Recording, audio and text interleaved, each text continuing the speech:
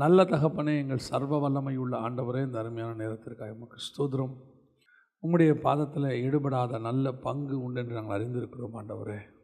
இந்த நல்ல பங்கை இந்த காலை வேளையில் நீர் எங்களுக்கு தர வேண்டுமே நாங்கள் செபிக்கிறோம். நாங்கள் திரும்பி போகும்போது உம்முடைய வசனத்தை பெற்றுக்கொண்டவர்களாக, வசனத்துக்குள்ளே ஸ்திரப்பட்டவர்களாக, பலப்பட்டவர்களாக திரும்பி போக கர்த்தர் கிருபை பாராட்டும்.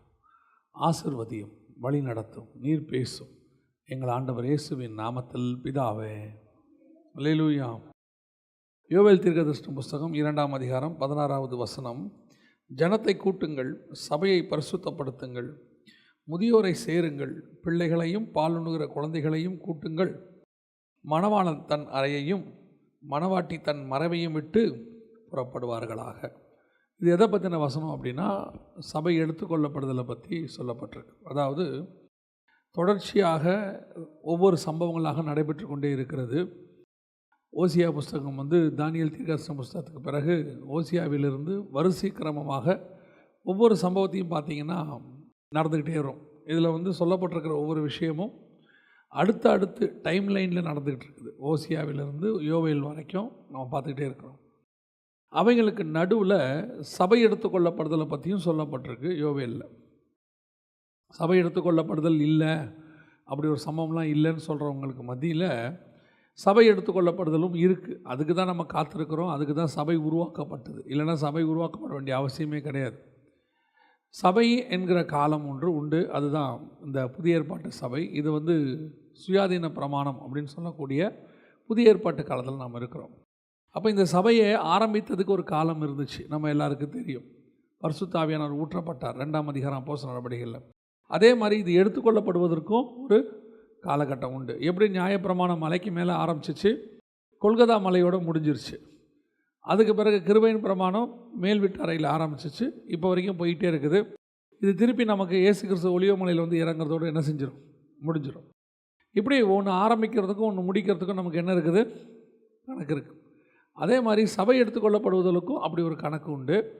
அப்போது சபை எடுத்துக்கொள்ளப்படுதல் உண்டுன்னு விசுவாசிக்கிறவங்ககிட்ட தான் நம்ம பேசிக்கிட்டு இருக்கிறோம். இப்போ நம்மள யாருமே சபை எடுத்துக்கொள்ளப்படுதல் இல்லைன்னு சொல்கிறவங்க யாருமே இல்லை. இப்போ அப்போது இந்த இடத்துல சபையை பார்த்து, அந்த இடத்துல குறிப்பாக அந்த இடத்துல மணவாளன் தன் அறையையும் மணவாட்டி தன் மறைவையும் விட்டு, மணவாட்டி வருகையில் எடுத்துக்கொள்ளப்படும் போது கர்த்தர் சில மறைவுகளில் மணவாட்டியை வச்சிருக்கிறாராமா. அந்த மறைவிலிருந்து தான் அவள் புறப்பட்டு வராலாம். பார்த்துருப்பீங்க, யோவான் ஸ்நானகன் தன்னுடைய காலம் வருகிற வரைக்கும் அவர் எங்கே மறைந்திருந்தார், வனாந்திரத்திலே மறைந்திருந்தார். இயேசு கிறிஸ்துவானவர் அந்த கொல்கத்தாவுக்கு போகிறதுக்கு முன்னாடி சில காலம் தன்னை மறைத்து கொண்டிருந்தார். தன்னை அவர் வீடுகளுக்குள்ளே ஒருவரும் காணக்கூடாதபடிக்கு போய் மறைந்திருந்தார்னு இருக்கு. சில நேரத்தில் சில மறைவுகளை தேவன் உண்டாக்குகிறார். அதே மாதிரி சபை ஆவிக்குரிய விதத்தில் பார்க்கும்போது சபையானது மறைவுக்குள்ளே கர்த்தர் வச்சிருக்கிறாராம். உங்களை என்னையும் உலக பிரகாரமாக நாம் வெளிப்படையாக இருக்கிறோம், ரிஜிஸ்டர் பண்ணியிருக்கிறோம், எல்லாருக்கும் தெரியுது, ஃபோன் நம்பர் இருக்குது, வரும். அந்த வெளிப்படையை சொல்லலை.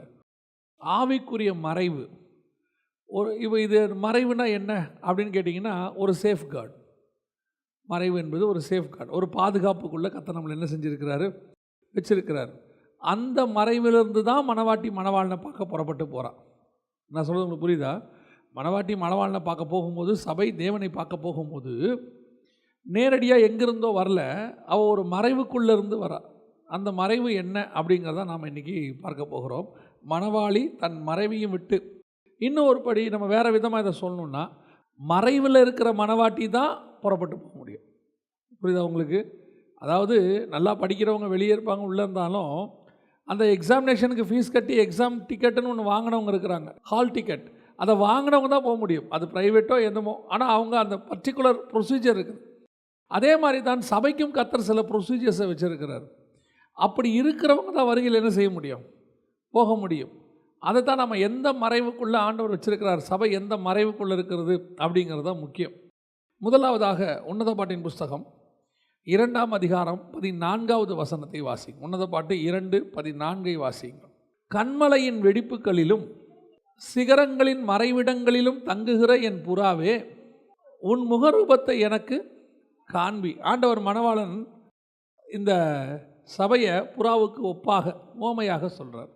அதுவும் அது எங்கே தங்கி இருக்குதா, கண்மலையின் வெடிப்புகளிலும் சிகரங்களின் மறைவிடங்களிலும் தங்கியிருக்கிற என் புறாவே.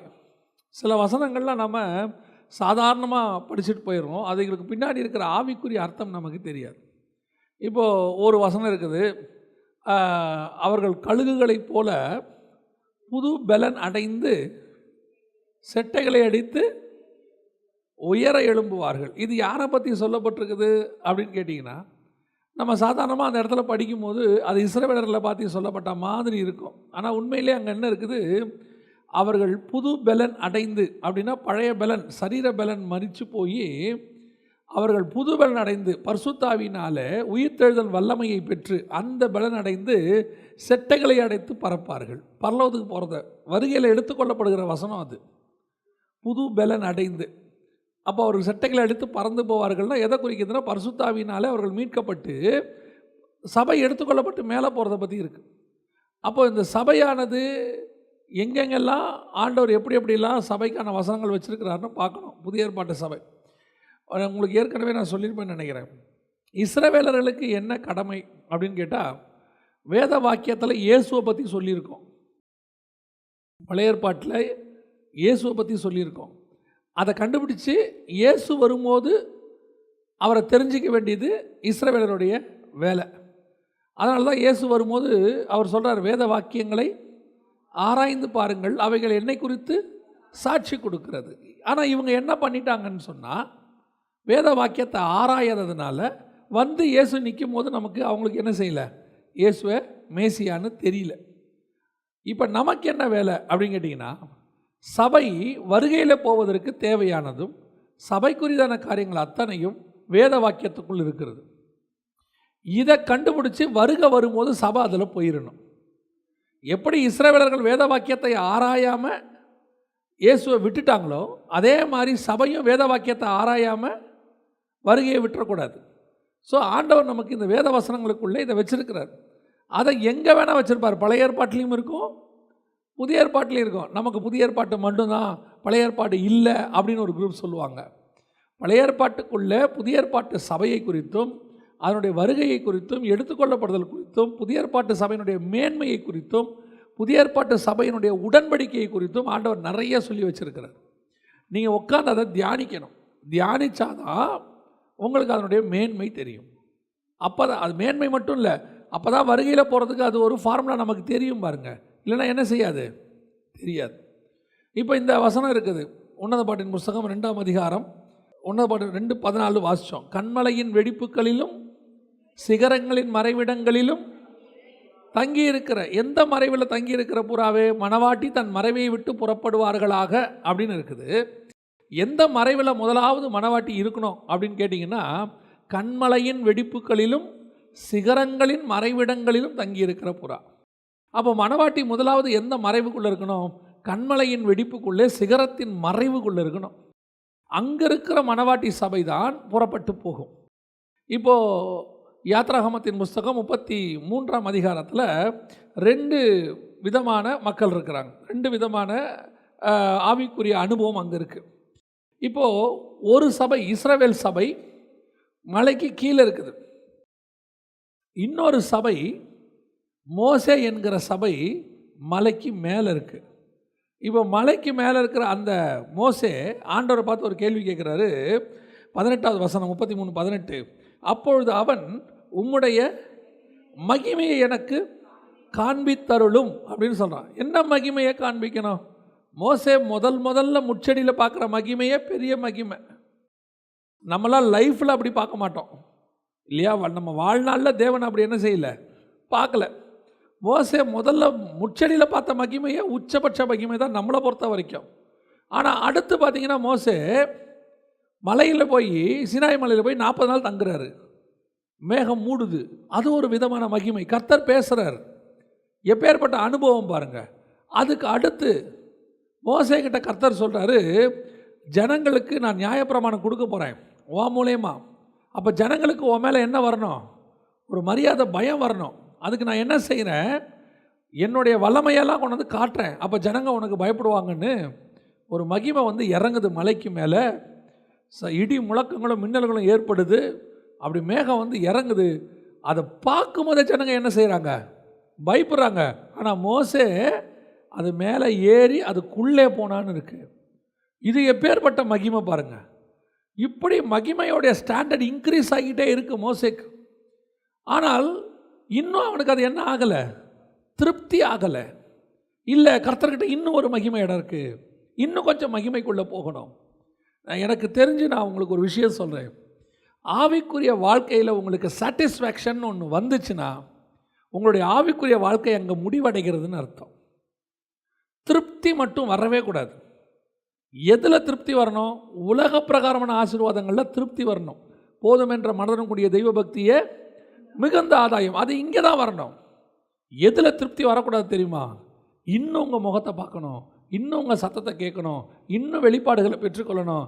எத்தனை வயசு சாக போகிற காலத்தில் தானியேல் சொல்கிறான், ஆண்டவரே நான் இன்னும் வெளிப்பாடுகள் தெரிஞ்சுக்கொள்ளணும், இந்த 1335 நாளை பற்றி நான் தெரிஞ்சுக்கணும். ஆண்டவர் சொல்கிறார், தானியேலே நீ போகலாம், போய் இளைப்பாரி கொண்டுரு, போய் ரெஸ்ட் எடு. அவன் ரெஸ்ட் எடுக்க ரெடியாக இல்லை. அவன் கேட்குறான், எனக்கு இன்னும் சொல்லிக் கொடுங்க, இன்னும் சொல்லிக் கொடுங்க. அந்த இன்னும் சொல்லிக் கொடுங்க, இன்னும் ஆவியில் நிரப்புங்க, இன்னும் மகிமைக்குள்ளே போகணும், இன்னும் வெளிப்பாடுகளை பெற்றுக்கொள்ளுங்கிற தாகம் இருக்கிற வரைக்கும் தான் உங்கள் ஆவிக்குரிய வாழ்க்கையுடைய வளர்ச்சி இருந்துக்கிட்டே இருக்கும். எந்த இடத்துல நீங்கள் போதும் நீங்கள் நினைக்கிறீங்களோ அங்கேயே உங்கள் ஆவிக்குரிய வாழ்க்கை முடிஞ்சிடும். அந்த திருப்தி மட்டும் ஆவிக்குரிய வாழ்க்கையில் என்ன செய்யக்கூடாது, வரவே கூடாது. இப்போ இந்த இடத்துல மோசேக்கு திருப்தியே வரல. அவன் பார்த்த முதல் மகிமையே நம்ம லைஃப்பில் பார்க்கல. ஆனால் நம்மளாம் சாட்டிஸ்ஃபைடாக இருக்கட்டும். இப்போ நம்மளாம் ரொம்ப திருப்தியாக இருக்கிறோம். என்ன திருப்தி? நல்ல ஒரு ஆவிக்குரிய சபைங்க, நல்ல ஆராதனைங்க, அப்புறம் எங்கள் வீட்டில் டெய்லி குடும்ப ஜபங்க, கர்த்தர் எங்களை ஆசீர்வச்சிருக்கிறார், சோத்திரம் சோத்திரம் சோத்திரம், அவ்வளோதான், சாட்டிஸ்ஃபைடு. அதில் வேறு சில சொல்லுவாங்க, இப்படியே என் வாழ்நாளெல்லாம் போயிட்டா நல்லாயிருக்கும். எதுக்கு இப்படியே போகணும்? வளர்ச்சிங்கிறது இருந்துக்கிட்டே இருக்கணும். வளர்ச்சி இருக்குதுன்னா தான் அது உயிரோடு இருக்குதுன்னு அர்த்தம். புரியுதா உங்களுக்கு? வளர்ச்சி இருக்குதுன்னா தான் அதுக்கு என்ன இருக்குதுன்னு அர்த்தம், உயிர் இருக்குதுன்னு அர்த்தம். வளர்ச்சி இல்லை, நின்றுச்சுன்னா உயிர் இல்லைன்னு அர்த்தம். உங்கள் ஆவிக்குரிய வாழ்க்கையில் எப்போ வளர்ச்சியில் ஒரு திருப்தி வந்ததோ அல்லது வளர்ச்சியை பற்றின எண்ணம் இல்லையோ, சில ஆட்கள்லாம் இருக்கிறாங்க, நான் ரொம்ப ஆச்சரியப்படுவேன். உலக பிரகாரமான மனுஷனை பாருங்கள், அவன் உலக பிரகாரமான வேலை தான் செய்கிறான், ஆனால் இன்னும் மேலே போகணும், இன்னும் அடுத்த லெவலுக்கு வரணும், இன்னும் ப்ரமோஷனுக்கு போகணும் அப்படிங்கிற ஒரு எண்ணம் அவனுக்கு என்ன செய்யுது, இருந்துகிட்டே இருக்கு. நியாயமாக அவனுக்கு அதில் இருக்கிறது வேறு விஷயம்.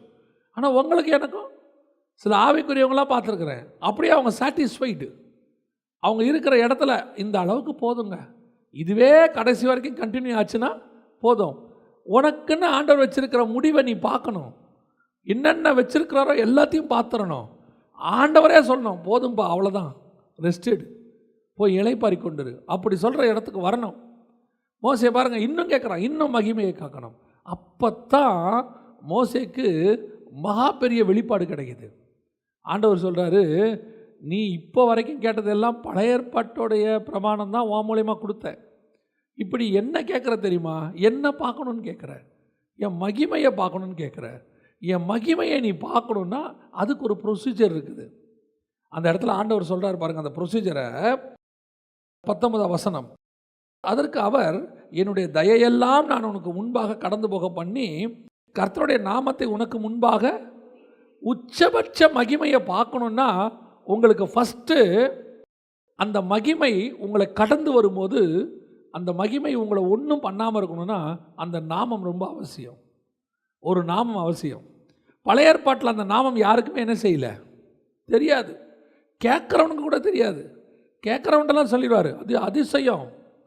ஆனால் நீங்களும் நானும் இன்றைக்கி கிருபாசனத்தண்டையில் கிட்டி நெருங்கி சேருகிறோம். எதனால்?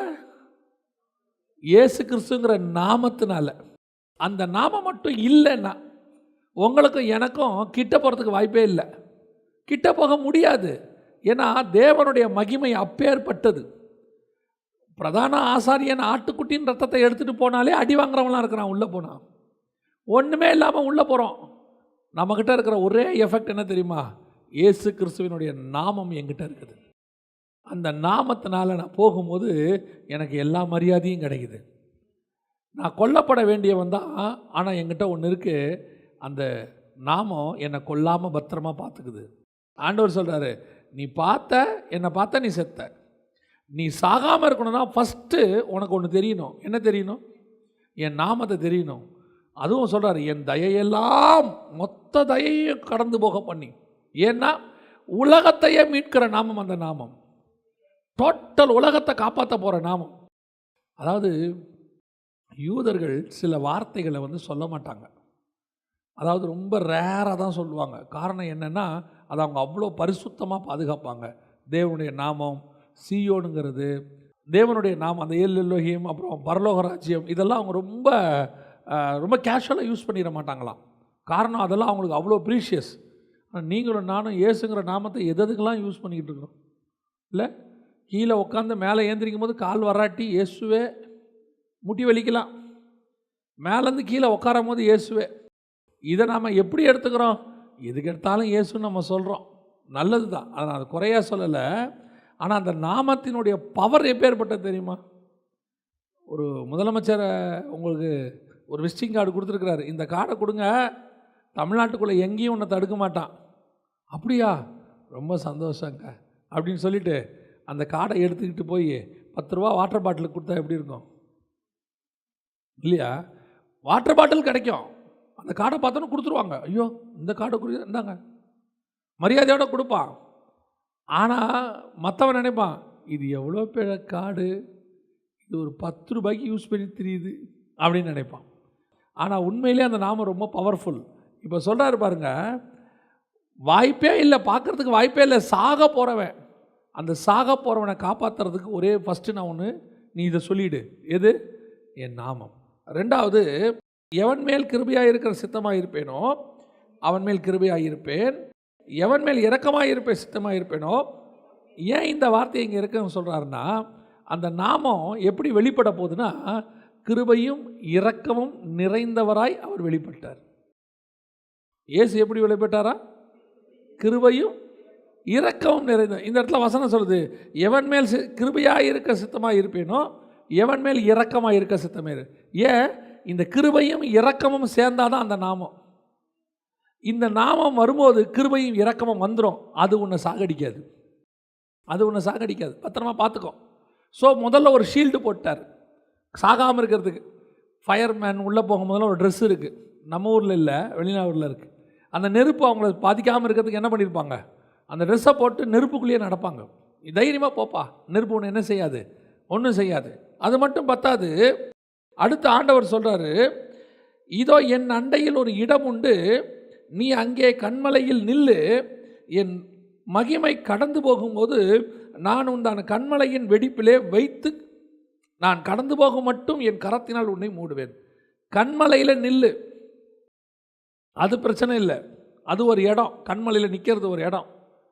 ஆனால் அது மட்டும் போதாது, நான் கடந்து போகும்போது நீ சாகாமல் இருக்கணும்னா கண்மலையின் மேல் நிற்கக்கூடாது, கண்மலையின் வெடிப்புக்குள்ளே உட்காந்துக்கணும். கண்மலை என்பது கிறிஸ்து, நம்ம எல்லாருக்கும் தெரியும். அந்த கண்மலை கிறிஸ்துவே நமக்கு தெரியும். வெடிப்பு என்பது கண்மலை அடிக்கப்பட்டதுக்கு அடையாளம். அடித்தாதான் வெடிப்பு ஏற்படும். அந்த வெடிப்பு ஏற்பட்ட பிறகு அந்த அடிக்கப்பட்ட கண்மலைக்குள்ள ஒரு இடம் இருக்கும். அந்த அடிக்கப்பட்ட கண்மலைக்குள்ளே போய் நீ உட்காந்துக்கிட்டீன்னா தேவனை பார்க்க முடியும். புரியுதா? இப்போ எதுக்கு கண்மலையின் வெடிப்பில் இருக்கிற புறாவேன்னு கூப்பிட்றாருன்னா, நீங்களும் நானும் வருகையில் போகணும்னா முதலாவது அவர் நாமம் நமக்கு தெரிஞ்சிருச்சு. கிருபையும் இரக்கம் நிறைந்தவராய் வெளிப்பட்டுட்டார். இப்போ நமக்கு அது எல்லாம் தெரியும். ஆனால் இருக்க வேண்டிய இடம் எது? கண்மலையின் வெடிப்பு. கிறிஸ்துவினுடைய பாடுகளுக்கு மத்தியில் உருவாக்கப்பட்ட உங்களுக்குன்னு ஆண்டவர் வச்சிருக்கிற இடத்துல இருக்கணும். அப்படி இருக்கும்போது அவர் சொல்கிறாரு, என் முகத்தை நீ பார்க்க மாட்டாய், என் பின்பக்கத்தை பார்ப்பாய். பின்பக்கத்தை பார்ப்பனா என்ன அர்த்தம்? முதுக பார்ப்பன்னு அர்த்தமா?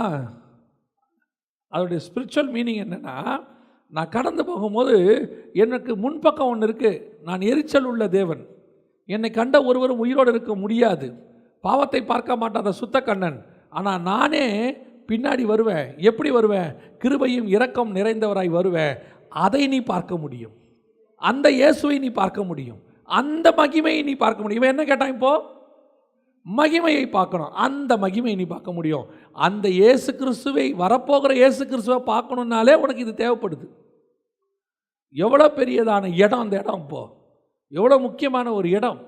கண்மலையின் வெடிப்புக்குள் வைத்து உங்களை என்னையும் கேட்காமையே கத்தரிப்பு அந்த வெடிப்புக்குள்ளே கொண்டு வந்து உட்கார வச்சிருக்கிறார். அல்லேலூயா. அந்த வெடிப்புக்குள்ளே நீங்கள் நான் பிரயாசமே படலை. ஆனால் கத்தர் ரட்சிப்பு கொண்டு வந்த உடனே நம்மளை கொண்டு அந்த வெடிப்புக்குள்ளே உட்கார வச்சிட்டார். இப்போ நீங்களும் அந்த வெடிப்பில் இருக்கிறோம். ஆனால் மோசே அந்த வெடிப்புக்குள்ளே இருந்ததுக்கு காரணம் பின்னாடி வரப்போகிற இயேசுவை பார்ப்பதற்கு, பின்பக்கத்தை பார்ப்பதற்கு அங்கே உட்காந்துருந்தான். நீங்களும் நானும் கண்மலை வெடிப்பில் உட்காந்துருக்கிறதுக்கு காரணம் வரப்போகிற வருகையை பார்ப்பதற்கு. அல்லேலூயா.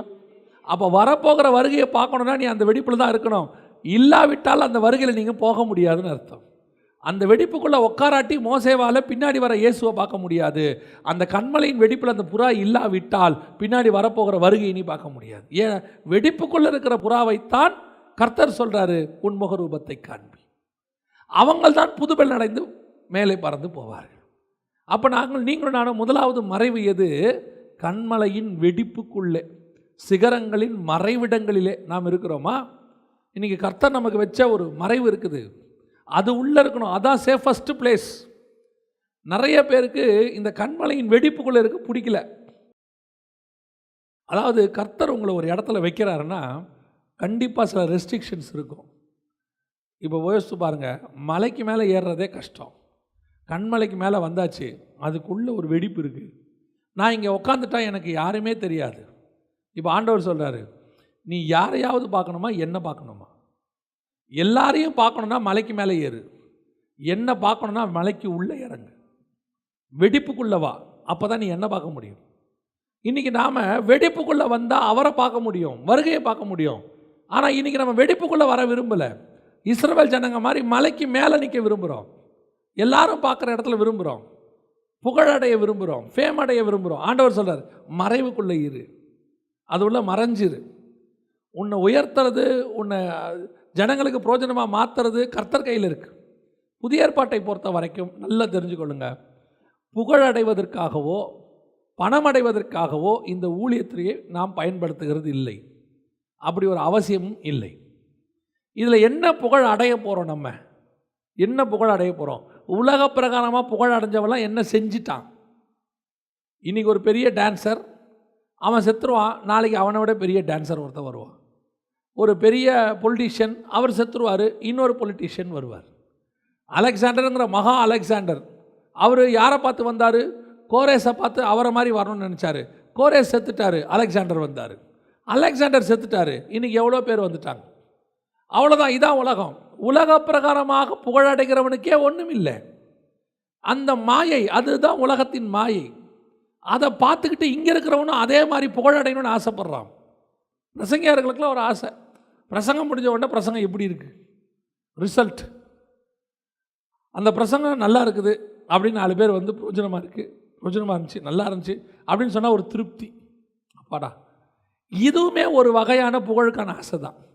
4 பேர் அந்த பிரசங்கத்தை என்ன செய்யணும்? நல்லா இருக்குன்னு சொல்லணும். இயேசுநாதர் பிரசங்கத்தை கேட்க மாட்டேன்ட்டு போயிட்டான் ஒருத்தன். இதில் யார் நிலை நிற்பார்கள்? பவுல் பிரசங்கமே ரிஜெக்டட். இயேசுநாதர் பிரசங்கத்தையே கேட்க ஆள் இல்லை.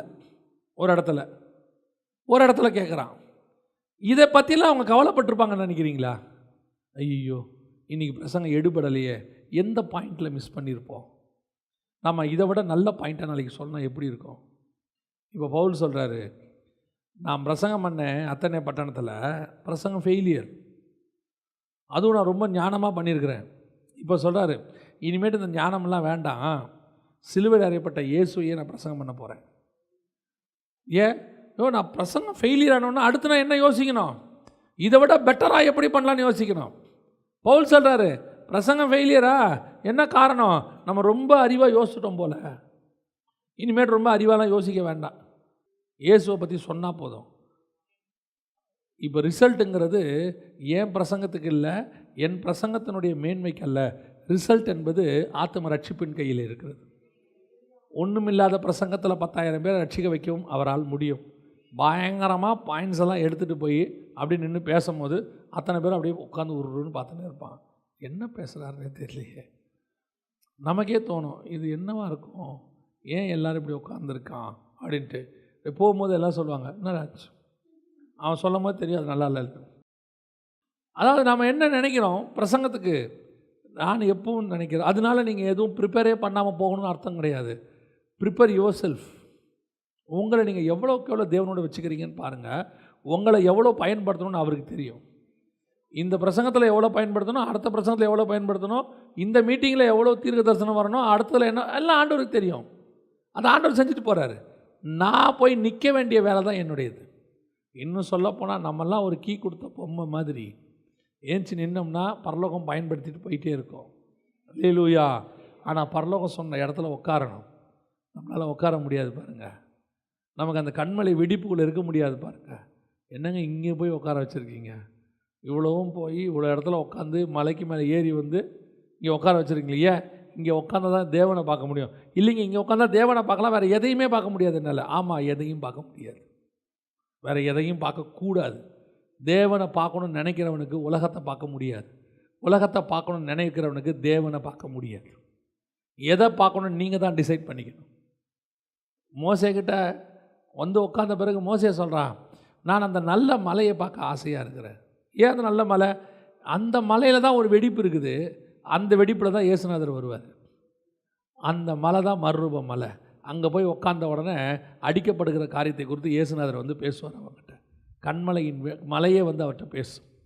நான் வேறு எதையாவது பார்க்க ஆசைப்பட்டால் மலையை பார்க்க முடியாது, இயேசுவை பார்க்க முடியாது.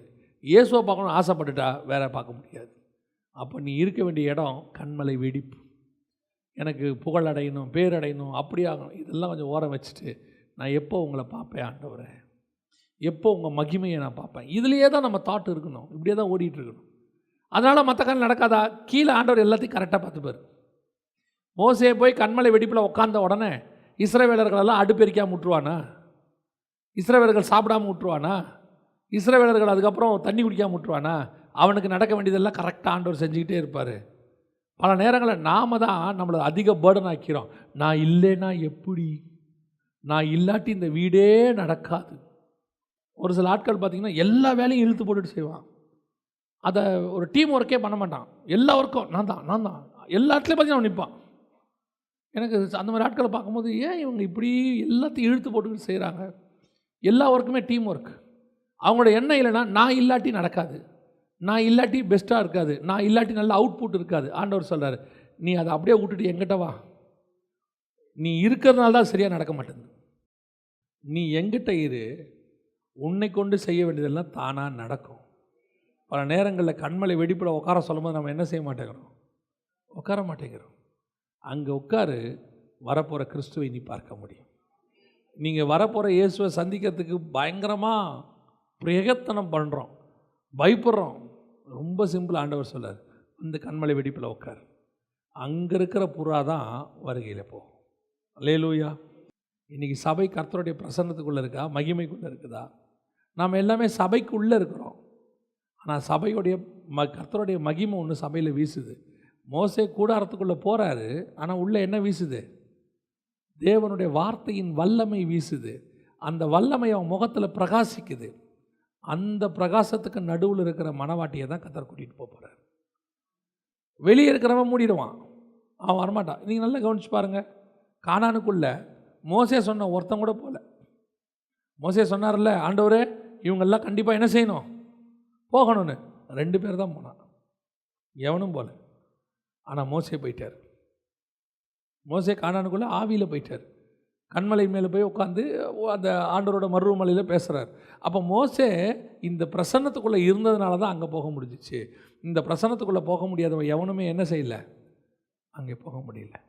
அப்போ நமக்கு முக்கியமாக தெரிய வேண்டிய ஒரு விஷயம், நான் தேவனுடைய பிரசன்னத்துக்குள்ளே இருக்கிறேனா, தேவனுடைய மகிமைக்குள்ளே எப்போவுமே இருக்கிறேனா, என்னை சுற்றிலும் அவருடைய பிரமாணம் இருக்கிறதா? அதுதான் ரொம்ப முக்கியம். இன்றைக்கி நிறைய பேர் பிரமாணத்துக்கு வெளியே இருக்கிறான், பிரசன்னத்துக்கு வெளியே இருக்கிறான், தேவனுடைய அழைப்புக்கு வெளியே இருக்கிறான். கடைசியாக இன்னொரு காரியம் இருக்குது, நான் அதையும் சொல்லிட்டு முடிக்கிறேன். வாசிங்க, உன்னத பாட்டின் புஸ்தகம் 4ஆம் அதிகாரம் 12வது வசனம் வாசிங்க.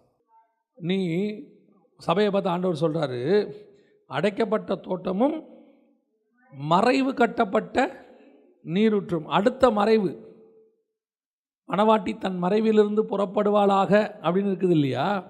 அடுத்த மறைவு என்ன? வசனம் சொல்லுது, மறைவு கட்டப்பட்ட நீரூற்றும் அடைக்கப்பட்ட தோட்டமுமாய் இருக்கிறாய், முத்திரிக்கப்பட்ட கிணறு. இப்போது சபை மறைவு கட்டப்பட்ட நீரூற்று. நீரூற்றுனா என்ன? நீரூற்றுனா என்ன? நமக்கு நார்மலாக நீரூற்று இருக்குது, அது தெரியும். ஆனால் பைபிள் வசனத்தின்படி நீரூற்று என்பது எதை குறிக்கிறது? ஆவியானவரை குறிக்கிறது. ஆவியானவருடைய அந்த தேவ பிரசன்னம் ஆவியானவரை பற்றி தான், நேரடியாக பரிசுத்த ஆவியானவரை பற்றி சொல்லப்பட்டிருக்கு. வாசிங்க, யோவான் எழுதின சுவிசேஷம் 4ஆம் அதிகாரம் 14வது வசனத்தை வாசிங்க. யோவான் 4:14. நான் கொடுக்கும் தண்ணீரை குடிக்கிறவனுக்கோ ஒரு காலம் தாகம் உண்டாகாது. ஆண்டவர் எதை கொடுக்க போகிறாரு? அவர் சொல்கிறார், நான் போய் உங்களுக்கு எதை அனுப்புவேன்? தேற்றவாளனை அனுப்புவேன், பரிசுத்த ஆவியை அனுப்புவேன். நான் கொடுக்கிற தண்ணீர் அவனுக்குள் என்னவாக இருக்கும்? நீரூற்றாக இருக்கும். இப்போ வசனம் சொல்லுது, சபை எப்படிப்பட்டது? மறைவு கட்டப்பட்ட நீரூற்று. சபை எதுக்குள்ளே இருக்குது? பரிசுத்த ஆவியினால் மறைவு கட்டப்பட்ட சபை. சபையே ஒரு நீரூற்று. அதனால தான் நம்மளை ஆவிக்குரியவர்கள்னு சொல்கிறோம். ஆவியும் மாம்சமும் ஆப்போசிட்டாக இல்லையா? ஆவியும் மாம்சமும் ஆப்போசிட். இப்போ நீங்கள் மாம்சத்தில் இருக்கோமா ஆவியில் இருக்கோமா? மாம்சத்தில் தான் இருக்கிறோம், எல்லாம் மாம்சம் இருக்கோம். ஆனால் நமக்குள்ளே என்ன இருக்குது?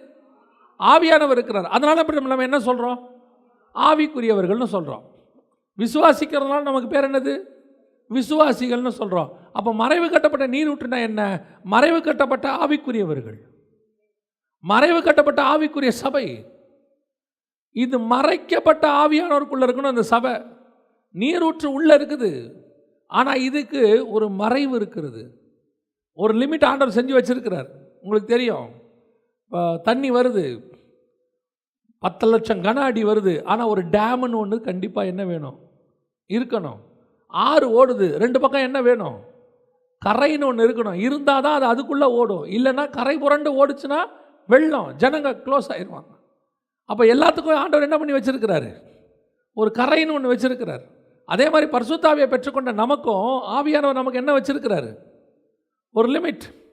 இந்த லிமிட்டுக்குள்ளே நம்ம வச்சு தான் பூமியை பொறுத்த வரைக்கும் நீங்கள் பரிசுத்த ஆவியை பெற்றுக்கொண்ட பிறகு பரிசுத்த ஆவி உங்களை ஒரு கண்ட்ரோலுக்கு கீழே தான் வச்சிருக்கிறார். அந்த கண்ட்ரோலுக்கு கீழே தான் நீங்கள் இருக்கணும். மறைவு கட்டப்பட்ட நீரூற்று. நம்ம பரிசுத்த ஆவியை பெற்றோம், வல்லமை இருக்குதுன்னு எல்லாத்தையும் செய்ய முடியாது. இப்போ இயேசுநாதருக்கு எல்லா வல்லமையும் இருக்குது. ஆனால் என் பிதாவின் சித்தத்தை செய்வதே என் போஜனம். எனக்கு ஒரு லிமிட் இருக்குது. அவர் சொல்கிறாரு, நான் கேட்டால் ஒரு லேகியனுக்கு அதிகமான ஆட்கள் அனுப்புவார். நான் நினச்சா செய்ய முடியும். பிதா என்கிட்ட எல்லா அதிகாரத்தையும் கொடுத்துருக்கிறாரு, ஆனால் செய்ய மாட்டேன். சகலமும் அவர் தேவனுக்கு சமமாக இருந்தும் அதை கொள்ளையாடின பொருளாக எண்ணாதபடிக்கு முடிவு பரியந்தம், சிலுவையின் முடிவு பரியந்தம் தன்னை தாழ்த்தினார். அப்படின்னா நான் எனக்கு ஆண்டவர் எனக்கு நிறைய வல்லமை கொடுத்துருக்கிறார். என் வாயின் வார்த்தைக்கு என்ன உண்டு? வல்லமை உண்டு. ஆனால் கர்த்தர் என்ன எதிர்பார்க்குறாரு? அதை நான் சொல்கிறபடி நீ பயன்படுத்தணும்னு எதிர்பார்க்குறார். மறைவு கட்டப்பட்ட நீரூற்று. You must be under the control of God. நீங்கள் பெரிய கனி கொடுக்குற தோட்டமாக இருக்கலாம், ஆனால் உங்களை சுற்றிலும் கர்த்தர் ஒரு வேலி அடைத்திருப்பார். வேலிக்குள்ளே தான் யார் இருக்கணும்? தோட்டம் இருக்கணும். சில நேரத்தில் தோட்டத்தில் இருக்கிற மரம் நல்லா கனி காய்க்கும். வெளியே இருக்கிறவன்லாம் பேசிகிட்டே இருப்பான், அந்த கனி பாருங்கள், அந்த பழம் பாருங்கள், என்ன டேஸ்ட்டாக இருக்கும். இந்த மரம் நினைக்கும், இத்தனை பேர் புகழ்கிறாங்க, இந்த ஆள் ஒருத்தனை கூட ஒன்றும் கொடுக்க மாட்டேங்கிறான், யாருமே என்னை புகழ சாப்பிட விட மாட்டேங்கிறான், எல்லாரும் பார்த்துட்டு போகிறாங்க, ஒருத்தரையும் என்னை சாப்பிட விட மாட்டேங்கிறான், என் கனியெல்லாம் வேஸ்ட்டாக போகுது. தோட்டக்காரனுக்கு தெரியும், வேலியை எடுத்த அவன் கடைசியில் உன்னை எண்ணெய் ஆக்கிடுவான் தெரியுமா? கனி இல்லாத மொட்டை அத்திமரமாக மாற்றி விட்டுருவான். அது வழி அருகே இருக்கிற அத்திமரம். வழி அருகே அத்திமரம் இருந்துச்சு, அவன் ஒரு பழம் பாய்ச்சா கூட என்ன செஞ்சிருவான்? எடுத்துகிட்டு போயிடுவான். தோட்டம் உன்னை பாதுகாப்பதற்கு சில நேரங்களில் சில கண்டிப்புகளை நாங்கள் உங்களுக்கு சொல்கிறோம். நாங்கள் ஊழியத்துக்கு ஒரு இன்ட்ரெஸ்ட் வந்துருச்சு 1994லேயே. இது என்னை பற்றின விஷயம். இன்ட்ரெஸ்ட் வந்துருச்சு. அப்போ நான் போய் ஒரு ஊழியக்காரர்கிட்ட சொன்னேன், எங்கள் சபையில் அப்போது இருந்தவர்கிட்ட, இந்த மாதிரி எனக்கு ஒரு மினிஸ்ட்ரி பண்ணணும்னு ஆசை வந்திருக்கு, எனக்கு அழைப்பு இருக்குது. அந்த ஒரு எந்தூல அவர் சொன்னார், சரி போய் ஜாம் பண்ணு அப்படின்னார். அவர் என்ன சொல்லுவான்னு நினச்சேன். அவர் சொன்னார், நீ போய் என்ன செய்ய? ஜாம் பண்ணு அப்படின்னார். அதுக்கப்புறம் அவர் என்கிட்ட எதுவுமே பேசவே இல்லை.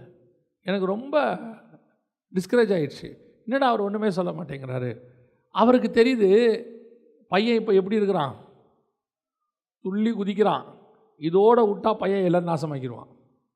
ஆனால் நம்ம ஒரு பீரியடில் என்ன நினைக்கிறோம், ரசிக்கப்பட்ட உடனே அந்த சூட்டில், அதே மாதிரி தான் ஊழியத்துக்கு ஒப்பு கொடுத்த சூடு இருக்குல்ல, உடனே மேடை ஏறணும்னு தோணும், இம்மிடியேட்டாக பிரசங்கம் பண்ணணும்.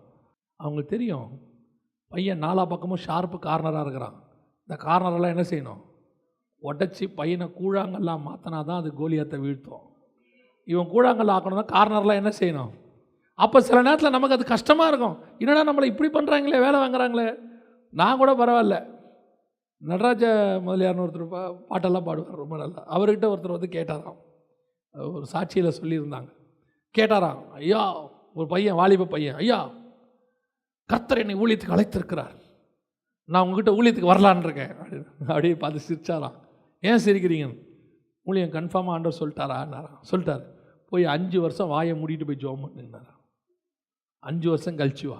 என்ன சொல்கிறீங்க, ஊழியம் இருக்குல்ல, அந்த நமக்கு ஒரு பாரம் இருக்குல்ல, அது ஊழியமோ அல்லது வந்து ஆண்டவருக்குள்ளே வந்த புதுசோ வரங்களோ, நமக்கு ஒரு வரம் இருக்குதுன்னு தெரிஞ்சிச்சின்னு வச்சுங்க. ஒரு உதாரணமாக நம்ம யாரோ ஒருத்தனுக்கு ஜோம் பண்ணுறோம். முதல் தடவை ஜோம் பண்ண உடனே அவங்க சொல்லுவாங்க, தம்பி நீங்கள் சொன்ன மாதிரியே நடந்துச்சு, உங்களுக்கு தீர்க்கதரிசனம் வர இருக்குன்னு நினைக்கிறேன்னு சொல்லிட்டு போயிருப்பாங்க. அதுக்கப்புறம் அவன் பார்க்குறவனுக்குலாம் தீர்க்கதரிசனம் சொல்லுவான். பார்த்தீங்களா, யார்ட்டையாவது, அதுக்கு தான் நம்ம சொல்கிறோம், அழைப்பு வந்தோன்னே யார்ட்டையாவது போய் என்ன செய்யணும், கொஞ்ச நாள் நீங்கள் அடங்கி இருக்கணும். அவங்க தான் உங்களுக்கு அதை கட்டி கொடுப்பாங்க. அவங்க தான் அந்த நூக் அண்ட் ஷார்ப் கார்னர்ஸ்லாம் உடைப்பாங்க. நமக்கு தெரியாது. ஒரு முறை உத்தமபாளையத்துக்கு ஊழியத்துக்கு போயிட்டு, அப்போது என் கூட ஒரு உதவியாளர் இருந்தார். அப்போது அவர் இறங்கும் போது நான் என் பெட்டியை எடுத்துக்கிட்டேன், அவர் பெட்டியை எடுத்துக்கிட்டார். நான் வந்தவுடனே அந்த பாஸ்டர் கேட்டார், இவர் யாருன்னு கேட்டார். என்னோடய அசிஸ்டண்ட். உங்ககிட்ட அந்த ஆள் உருப்பட மாட்டான் அப்படின்னாரு. என்ன இப்படி சொல்கிறீங்க என்ன?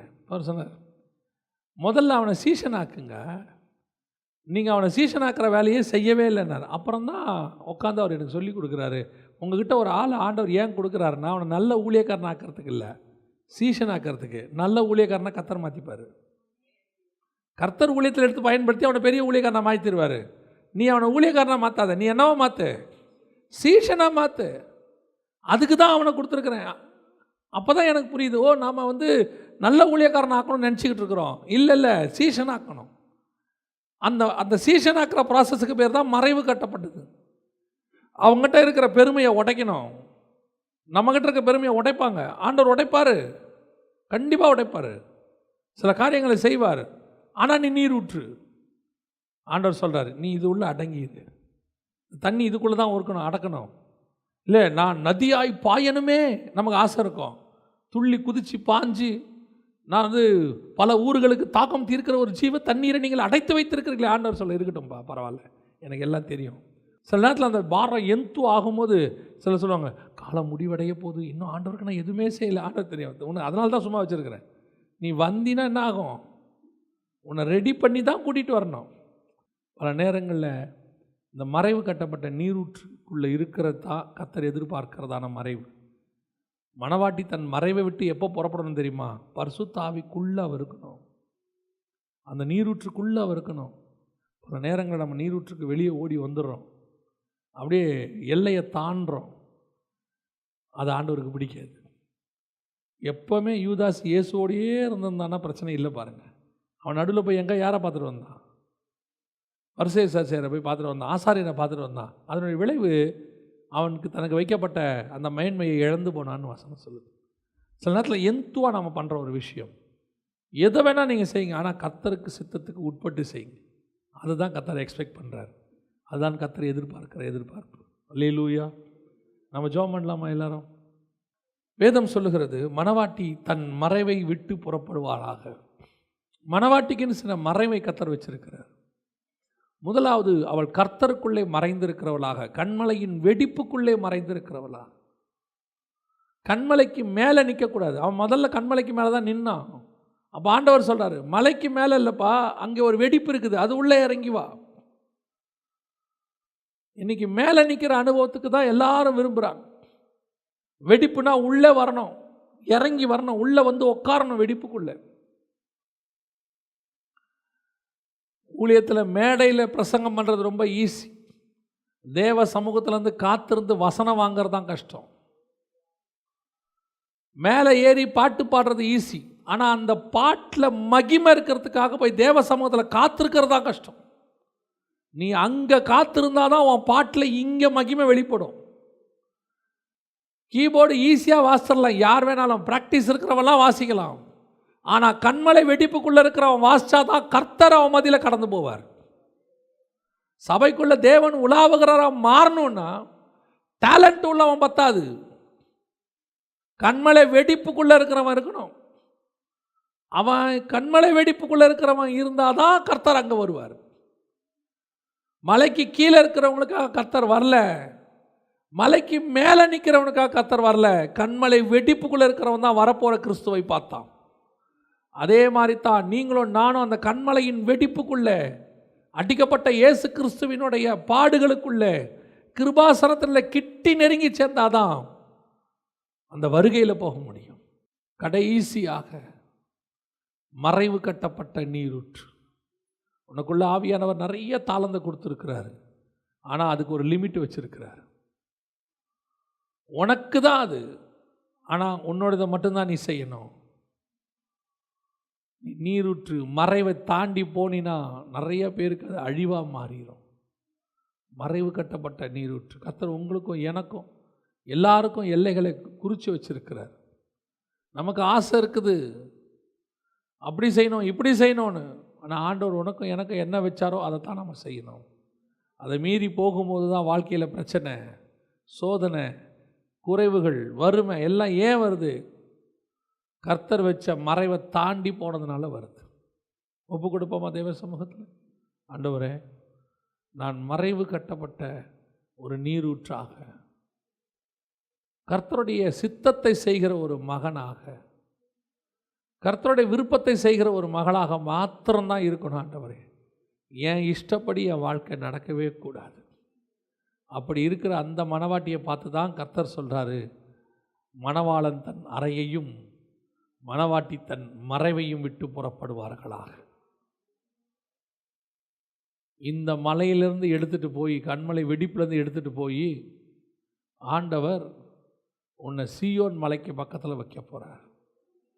இந்த நீரூற்றிலிருந்து ஆண்டவர் உன்னை எடுத்துகிட்டு போய் நித்திய தண்ணீர் அண்டைக்கு உன்னை நடத்த போகிறார். அங்கே நீங்கள் பசி அடைவதும் இல்லை, தாகம் அடைவதும் இல்லை. ஜீவ தண்ணீர் அண்டைக்கு உன்னை நடத்துவார்னு வசனம் சொல்லுது. எந்த மணவாட்டியை கொண்டு போவார்? இந்த கண்மலைக்கு வெடிப்பில் இருக்கிறவன் தான் அந்த மலைக்கு போக முடியும், சீயோன் மலைக்கு. இந்த முத்திரிக்கப்பட்ட அல்லது மறைக்கப்பட்ட நீரூற்றுக்குள்ளே இருக்கிறவன் தான் அந்த ஜீவ தண்ணீர் பரலோகத்துக்குள்ளே இருக்கிறதுக்குள்ளே போக முடியும். இது எல்லாம் ஒரு குவாலிஃபிகேஷன் மாதிரி. இது இருந்தால் தான் நீங்கள் அங்கே போக முடியும். நம்ம ஜெபம் பண்ணுவோமா? ஒப்பு கொடுத்து, எங்கள் சர்வ வல்லமை உள்ள தகப்பனே, உம்மை சந்திக்கிற கூட்டத்தில் குறிப்பாக கண்மலையின் வெடிப்புக்குள்ளும் மறைவு கட்டப்பட்ட நீரூற்றாக நாங்கள் எப்பொழுதும் காணப்பட கிருபை பாராட்டும். நீர் வரும்போது உம்மை சந்திக்கிற கூட்டத்தில் நாங்கள் இருக்கட்டும் ஆண்டவரே. அந்த மறுரூபமாகிற கூட்டத்தில் நாங்கள் இருக்கட்டும் ஆண்டவரே. நீர் உம்முடைய அறையை விட்டு புறப்படும் போது நாங்கள் எங்கள் மறைவை விட்டு புறப்பட கிருபை தாரும். நீர் மாத்திரம் மகிமைப்படுவீராக. எங்கள் ஆண்டவர் இயேசுவின் நாமத்தில் பிதாவே.